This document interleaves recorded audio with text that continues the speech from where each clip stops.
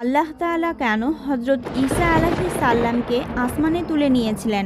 এই প্রশ্ন অনেকের মনে জাগে। আজ আমরা সেই ঘটনা ও তার পেছনের শিক্ষাগুলো জানব। একসময় হজরত মরিয়ম আলাইহিস সালাম ও তার পুত্র ঈসা আলাইহিস সালাম মানুষের কোলাহল থেকে দূরে একটি ছোট্ট কুঠিরে শান্তভাবে বসবাস করতেন। একদিন হজরত মরিয়ম তার প্রিয় পুত্রকে বললেন, বাইরে থেকে কিছু ফলমূল নিয়ে এসো। হজরত ঈসা আলাইহিস সালাম বাইরে চলে গেলেন। কুটিরে একা রইলেন হজরত মরিয়ম আলাইহিস সালাম। ঠিক সেই সময় আল্লাহর আদেশে মৃত্যুর ফেরেশতা হজরত আজরাইল আলাইহিস সালাম ভয়ঙ্কর এক রূপে সেখানে উপস্থিত হলেন। তাকে দেখে হজরত মরিয়ম আতঙ্কিত হয়ে বললেন, আপনি কে? এখানে কেন এসেছেন? আজরাইল আলাইহিস সালাম শান্ত কণ্ঠে উত্তর দিলেন, আমি আল্লাহর আদেশে এসেছি। আজ আপনার দুনিয়ার সময় শেষ। আপনার প্রাণ কবজ করার নির্দেশ পেয়েছি। এই কথা শুনে হজরত মরিয়ম গভীর দুঃখে বললেন, আমি মৃত্যুকে ভয় করি না, আল্লাহর আদেশের বিরুদ্ধেও কিছু বলি না, কিন্তু আমার পুত্রকে বাইরে পাঠিয়েছি। বিদায়ের আগে তাকে একবার দেখার সুযোগ দিন।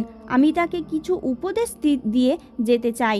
কিন্তু আজরাইল আলাইহিস সালাম বললেন, হে পবিত্র নারী, আল্লাহ যে নির্ধারণ করেছেন তার এক মুহূর্ত আগেও নয়, এক মুহূর্ত পরেও নয়, আমি দেরি করতে পারবো না। এই কথা শুনে হজরত মরিয়ম বললেন, আল্লাহ যা করেন তা অবশ্যই কল্যাণের জন্য করেন। আমি তার ফয়সালায় সন্তুষ্ট। এরপর আল্লাহর আদেশে হজরত আজরাইল আলাইহিস সালাম হজরত মরিয়মের পবিত্র রুহু কবজ করলেন। ইন্না নিল্লাহি ওয়া ইন্না ইলাইহি রাজিউন। কিছু সময় পর হজরত ঈসা আলাইহিস সালাম ফলমূল নিয়ে ফিরে এলেন। তিনি দেখলেন তার মা মাটিতে শুয়ে আছেন। প্রথমে তিনি ভাবলেন মা হয়তো বিশ্রাম নিচ্ছেন। তিনি ডাক দিলেন, কিন্তু কোনো সাড়া নেই। মাকে নাড়িয়ে বুঝতে পারলেন তার জননী এই দুনিয়া ছেড়ে চলে গেছেন। মায়ের মৃত্যুতে হজরত ঈসা আলাইহিস সালাম শোকে ভেঙে পড়লেন। তার কান্নায় যেন আকাশ বাতাস ভারী হয়ে উঠল। পশু পাখিরাও নীরব হয়ে গেল। কিছুক্ষণ পর তিনি নিজেকে সামনে নিলেন। এরপর মায়ের দাফনের ব্যবস্থা করার চিন্তা করলেন। কিন্তু তারা যে জায়গায় থাকতেন সেখানে কোনো লোকালয় ছিল না। তিনি সাহায্যের খোঁজে বের হলেন। কিছু দূর যাওয়ার পর কয়েকজন আগন্তুকের সঙ্গে তার দেখা হলো। তিনি তাদের বললেন, আমার মায়ের ইন্তেকাল হয়েছে, দাফনের জন্য সাহায্য চাই। তখন তারা বললেন, হে আল্লাহর নবী, আমরা মানুষ নই, আমরা আল্লাহর ফেরেশতা, আপনাকে সাহায্য করতে এসেছি। ফেরেশতারা সঙ্গে এনেছিলেন কাফনের কাপড়, সুগন্ধি এবং প্রয়োজনীয় সব কিছু। ফেরেশতাদের সহযোগিতায় হজরত ঈসা আলাইহিস সালাম মায়ের দাফন ও কাফনের কাজ সম্পূর্ণ করলেন। দাফনের পর তিনি আল্লাহর দরবারে আরজি জানালেন, হে আমার প্রতিপালক, আপনি তো আমাকে মৃতকে জীবিত করার ক্ষমতা দিয়েছেন। আমার ইচ্ছা আমার মাকে একবার জীবিত করে তার সঙ্গে কিছু কথা বলবো। আল্লাহ তাআলা তার দোয়া কবুল করলেন। আল্লাহর হুকুমে হজরত ঈসা আলাইহিস সালাম নিজের মাকে সাময়িকভাবে জীবিত করলেন। তিনি জিজ্ঞেস করলেন, হে আমার জননী, আপনার জীবনে সবচেয়ে কষ্টের সময় কোনটি ছিল? হজরত মরিয়ম আলাইহিস সালাম বললেন, প্রাণ কবজের মুহূর্তটাই ছিল আমার জীবনের সবচেয়ে কঠিন সময়। এরপর তিনি পুত্রকে কিছু উপদেশ দিলেন এবং আবার দুনিয়া থেকে বিদায় নিলেন। হজরত ঈসা আলাইহিস সালাম তার উম্মতদের উদ্দেশ্যে বললেন, আগামী দিনের দুশ্চিন্তা আজই করো না। প্রতিদিন তার নিজ দায়িত্ব নিজেই বহন করে কারো নিন্দা করো না, তাহলে কেউ তোমার নিন্দা করবে না। আল্লাহর কাছে আন্তরিকভাবে যা চাইবে তিনি তা অবশ্যই দান করবেন। সে খোঁজে, সে পায়। যে দরজায় ধাক্কা দেয় তার জন্য দরজা খুলে দেওয়া হয়। তিনি আরও বলতেন, ভালো গাছ থেকেই ভালো ফল জন্মায়, খারাপ গাছ কখনো ভালো ফল দিতে পারে না। আর যে গাছ ফলহীন তা কেটে আগুনে নিক্ষেপ করা হয়। হজরত মরিয়ম আলাইহিস সালামের ইন্তেকালের বেশ কিছুদিন পর হজরত ঈসা আলাইহিস সালাম ইসলামের দাওয়াত পৌঁছে দিতে পুরাতন বাইতুল মুকাদ্দাসে আগমন করলেন। তিনি সেখানকার ইহুদি সম্প্রদায়কে সত্য ধর্মের দিকে আহ্বান জানালেন। কিন্তু তার কথা শুনে ইহুদিদের অনেকেই ক্ষিপ্ত হয়ে উঠল। তাদের মধ্য থেকে এক ব্যক্তি অশ্লীল ভাষায় গালাগালি শুরু করলো। ধীরে ধীরে আরও অনেক হজরত ঈসা আলাইহিস সালামের বিরোধিতা করতে লাগলো। ঠিক তখনই হাওয়ারি নামে পরিচিত একদল লোক এগিয়ে এসে বলল, হে আল্লাহর নবী, আমরা আপনাকে নবী হিসেবে বিশ্বাস করি, আমরা ইসলাম গ্রহণ করতে চাই। এদের মধ্য থেকে কয়েকজন সত্যি ইসলাম গ্রহণ করলো। তিনি অধিকাংশ ইহুদি ও এমনকি তার আত্মীয়দের অনেকেই ইসলাম গ্রহণ করলো না। এতে হজরত ঈসা আলাইহিস সালাম গভীর চিন্তায় নিমগ্ন হয়ে পড়লেন। ধীরে ধীরে তারা তার শত্রুতে পরিণত হলো। তখন তিনি তার অনুসারীদের বললেন, যেমন করে তোমরা কাপড় পরিষ্কার করো, ঠিক তেমনি আল্লাহর প্রতি খাঁটি ঈমান এনে নিজেদের অন্তরকে পাপমুক্ত করো, তাহলেই তোমরা আল্লাহর প্রিয় বান্দা হতে পারবে। এরপর তিনি তার অনুসারীদের নিয়ে নাসিম শহরের দিকে রওনা হলেন ইসলামের দাওয়াত পৌঁছে দেওয়ার জন্য। শহরের কাছে পৌঁছে তিনি বললেন, তোমাদের মধ্যে কে আছে যার ঈমানদীর, যে এই শহরে গিয়ে ঘোষণা করতে পারবে আল্লাহর নবী ঈসা এসেছেন? তোমরা এসে সত্য ধর্ম গ্রহণ করো। ইয়াকুব নামের এক ব্যক্তি এগিয়ে এলো, তার সঙ্গে আরও একজন, এবং তৎকালীন নবী হজরত সামাউন আলাইহিস সালামও প্রস্তুত হলেন। তিনি একসঙ্গে রওনা হওয়ার সময় হজরত ঈসা আলাইহিস সালাম বললেন, ইয়াকুব প্রথমে আগ্রহ দেখালেও সে ভয় পেয়ে পালাতে পারে, কিন্তু তোমার ক্ষেত্রে এমন হবে না।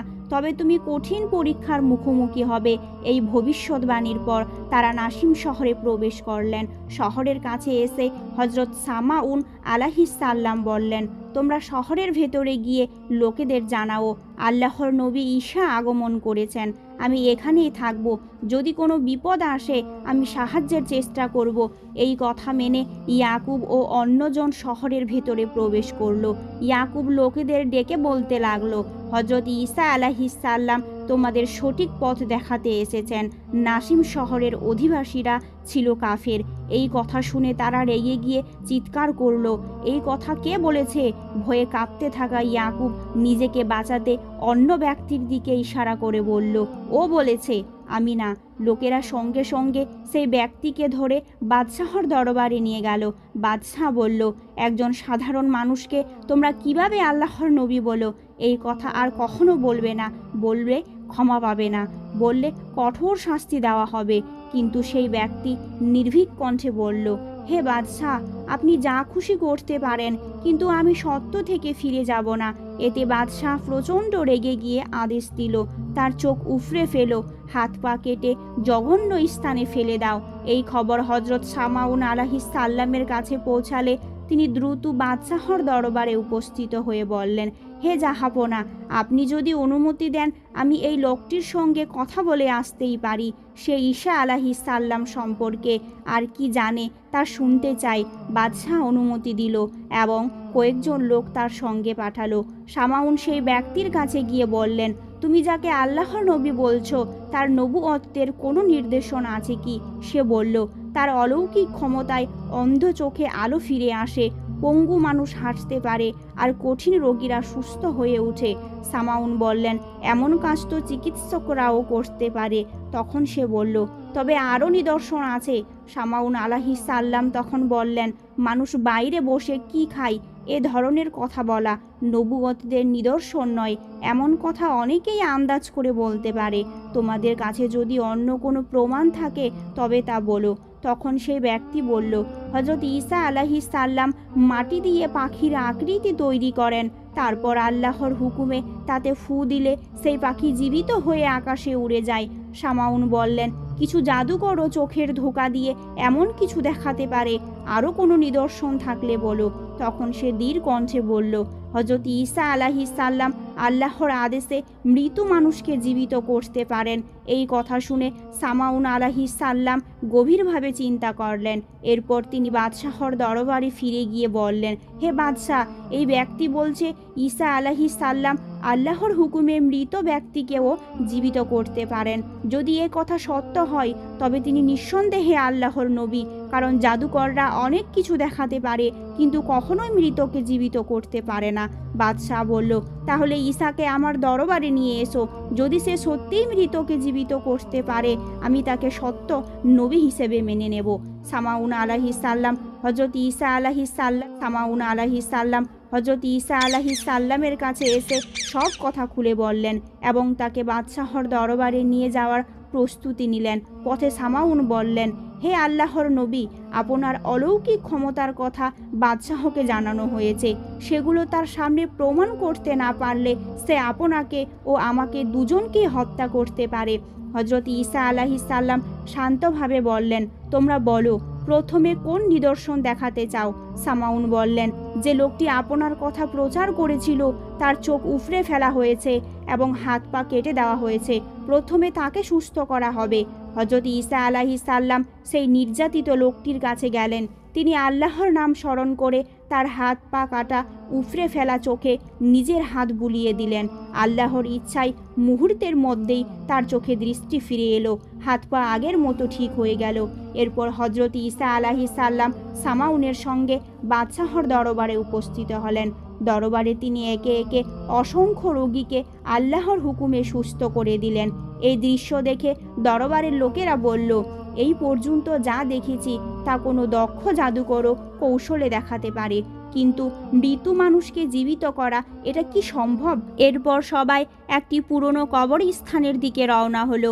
লোকেরা বলল, এই কবরে এক প্রাচীন যুগের মানুষের দেহ রয়েছে, তাকে জীবিত করে দেখাও। হজরত ঈসা আলাইহিস সালাম কবরের পাশে এসে প্রথম 2 রাকাত নামাজ আদায় করলেন। তারপর গভীর বিনয়ে আল্লাহর দরবারে মোনাজাত করলেন, হে সর্বশক্তিমান আল্লাহ, তোমার অসীম ক্ষমতার নিদর্শন দেখানোর জন্য এই মৃত ব্যক্তিকে জীবিত করে দাও, যাতে মানুষ সত্য চিনতে পারে। মোনাজাত শেষ হতেই কবর ফেটে গেল। ভেতর থেকে চুল দাড়ি সাদা এক ব্যক্তি উঠে এলেন। তিনি উঠে প্রথমেই হজরত ঈসা আলাইহিস সালামকে সালাম জানালেন এবং উচ্চ কণ্ঠে বললেন, হে লোকেরা, তোমরা জেনে রেখো, এই ব্যক্তি আল্লাহর নবী। হজরত ঈসা আলাইহিস সালাম, তোমরা তার প্রতি ঈমান আনো এবং তার অনুসরণ করো। নবী নূহ আলাইহিস সালামের পুত্র সাম। হজরত ঈসা আলাইহিস সালাম তাকে জিজ্ঞেস করলেন, হে সাম, তোমাদের যুগে তো মানুষের চুল দাড়ি সাদা হতো না, তোমার চুল দাড়ি এত সাদা কেন? সাম বললেন, হে আল্লাহর নবী, আমি জানতাম কিয়ামতের আগে আপনি পৃথিবীতে আগমন করবেন। কবরের ভেতর যখন আপনার আওয়াজ শুনলাম, আমি ভেবেছিলাম কিয়ামত শুরু হয়ে গিয়েছে। ভয় ও হিসাবের আতঙ্কে মুহূর্তের মধ্যেই আমার চুল দাড়ি সাদা হয়ে গেছে। হজরত ঈসা আলাইহিস সালাম আবার জিজ্ঞেস করলেন, তোমার মৃত্যু হয়েছিল কত বছর আগে? শাম উত্তর দিলেন, প্রায় 4000 বছর আগে আমি দুনিয়া ছেড়ে গিয়েছিলাম। হজরত ঈসা আলাইহিস সালাম বললেন, তুমি চাইলে আমি আল্লাহর কাছে দোয়া করতে পারি যাতে তুমি আবার দুনিয়ায় ফিরে আসতে পারো। শাম বললেন, না হে আল্লাহর নবী, আমি চাই না। এই দুনিয়া স্থায়ী বাসস্থান নয়, কিছুদিনের জন্য ফিরে এসে আবার চলে যেতে হবে। তাহলে ফিরে আসার কি লাভ? হজরত ঈসা আলাইহিস সালাম তখন সেই ব্যক্তিকে বললেন, তুমি দুনিয়ায় ফিরে আসার কথা ভেবো না, বরং আমার জন্য দোয়া করো যেন আল্লাহর রহমত সবসময় আমার ওপর বর্ষিত হয়। এই কথা বলেই সাম আবার কবরে ফিরে গেলেন। মুহূর্তের মধ্যেই কবর আগের মতো হয়ে গেল। এই অলৌকিক ঘটনা নাসিম শহরের বাদশাহ এবং সাধারণ মানুষের চোখের সামনেই ঘটেছিল। এই দৃশ্য দেখে বাদশাহ ও বহু মানুষ একযোগে ঈমান আনলো এবং সত্য ধর্ম গ্রহণ করলো। কিন্তু এই সাফল্য ইহুদিদের হৃদয়ে ভয়ঙ্কর হিংসার আগুন জ্বালিয়ে দিল। দিন দিন তারা দেখল হজরত ঈসা আলাইহিস সালামের শিষ্য ও অনুসারীর সংখ্যা বাড়ছে, মানুষের মধ্যে তার সম্মান ও ভালোবাসা ছড়িয়ে পড়ছে। তখন তারা সিদ্ধান্ত নিল ঈসাকে হত্যা করা ছাড়া আর কোনো পথ নেই। তারা সে সময়কাল গভর্নর ফিলাসিত নামক এক ইহুদি শাসকের কাছে গিয়ে বলল, শুধু আমাদের ধর্মের জন্য নয়, তোমার রাজত্বের জন্যও বড় হুমকি। যদি তাকে এখনোই থামানো না যায়, সে একদিন রাজা হয়ে যাবে আর তোমার ক্ষমতা শেষ হয়ে যাবে। এই কথাই গভর্নর ইহুদিদের ষড়যন্ত্রে পড়ে গেল এবং হজরত ঈসা আলাইহিস সালামকে আটক করার আদেশ দিল। হজরত ঈসা আলাইহিস সালাম যখন এই ভয়ঙ্কর ষড়যন্ত্রের কথা জানতে পারলেন, তখন তার শিষ্যদের ডেকে বললেন, তোমরা কি জানো বনি ইসরাইল কি ভয়ঙ্কর পরিকল্পনা করছে? এখন পরীক্ষার সময়, কে আছো যে আল্লাহর পথে আমাকে সাহায্য করবে? শিষ্যরা একসাথে বলল, আমরা একমাত্র আল্লাহর ইবাদত করি, তার কিতাব ও তার পাঠানো সব নবীর প্রতি ঈমান রাখি। এরপর হজরত ঈসা আলাইহিস সালাম এক পাহাড়ের গুহায় আত্মগোপন করলেন। ঠিক সেই সময় আল্লাহ তাআলা তার কাছে ওহী পাঠালেন, হে ঈসা, আমি অচিরেই তোমাকে আকাশে তুলে নেব। এই সংবাদ শুনে শিষ্যরা ভীষণ কষ্ট পেল, কাঁদতে লাগলো। হজরত ঈসা আলাইহিসসালাম বললেন, আজ তোমরা আমার বিচ্ছেদের কথা ভেবে কাঁদছো, কিন্তু শত্রুরা যখন আমাকে হত্যা করতে আসবে তখন তোমরাই আমাকে ছেড়ে পালিয়ে যাবে। শিষ্যরা বলল, হে আল্লাহর নবী, প্রাণ থাকা পর্যন্ত আমরা আপনাকে রক্ষা করব। তখন তিনি প্রধান শিষ্য সামাউনের দিকে তাকিয়ে বললেন, হে সামাউন, তুমি আমার সবচেয়ে প্রিয় অনুসারী, কিন্তু বিপদের সময় তুমিও আমাকে ছেড়ে চলে যাবে। এরপর শিষ্যরা জিজ্ঞেস করল, হে আল্লাহর নবী, আপনার পরে কি আর কোনো নবী আসবেন? হযরত ঈসা আলাইহিসসালাম বললেন, হ্যাঁ, মক্কা নগরীতে কুরাইশ বংশে একজন মহান নবী জন্ম নেবেন। তার নাম হবে মুহাম্মদ সাল্লাল্লাহু আলাইহি ওয়াসাল্লাম। থেকে আমার আগ পর্যন্ত যত নবী এসেছেন তাদের সবার চেয়েও তিনি শ্রেষ্ঠ। তিনি শেষ নবী, সব নবীর নেতা। তিনি আরও বললেন, শেষ নবীর উম্মতের মধ্যে এমন অনেক আলেম থাকবেন যাদের মর্যাদা বনি ইসরাইলের নবীদের সমান হবে। এরপর তিনি শেষ উপদেশ দিয়ে বললেন, আমি চলে যাওয়ার পর তোমরা শেষ নবীর আগমনের অপেক্ষা করবে, তার কাছে আমার সালাম পৌঁছে দেবে। আমি তোমাদের জন্য সামাউনকে নেতা নিযুক্ত করে যাচ্ছি, তার কথা মেনে চলবে। শিষ্যরা সবাই এতে সম্মানিত জানালো। তিনি আরও বললেন, আল্লাহ তোমাদের এমন জ্ঞান দেবেন যাতে তোমরা বিভিন্ন জাতির ভাষা বুঝতে পারবে এবং মানুষকে সত্যের পথে ডাকবে। এদিকে ইহুদিরা গোপনে হত্যার ষড়যন্ত্র করতে লাগলো। ঠিক তখনই আল্লাহ আবার ওহির মাধ্যমে জানালেন, হে প্রিয় নবী, আমি শত্রুদের হাত থেকে তোমাকে আকাশে তুলে নেব। কিছুদিন পর ইহুদিরা জানতে পারল হযরত ঈসা আলাইহিসসালাম একটি গুহায় অবস্থান করছেন। তার গুহা ঘিরে সারা রাত পাহারা দিল, যেন তিনি বের হলেই তাকে হত্যা করা যায়। কিন্তু আল্লাহর পরিকল্পনা ছিল ভিন্ন। সবার চোখের সামনে আল্লাহ তাআলা এক ফেরেশতা পাঠালেন এবং হযরত ঈসা আলাইহিসসালামকে চতুর্থ আসমানে তুলে নিলেন।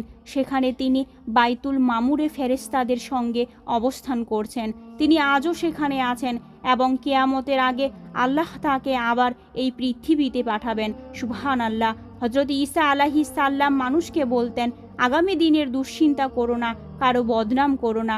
আল্লাহর কাছে যা চাইবে তিনি অবশ্যই দেবেন। ভালো গাছ থেকেই ভালো ফল জন্মায়, আর যে গাছে ফল দেয় না তা কেটে ফেলা হয়। এই ছিল আজকের কাহিনী। আপনার কেমন লাগলো কমেন্ট করে জানাতে ভুলবেন না। ভালো থাকবেন, সুস্থ থাকবেন। আল্লাহ হাফেজ।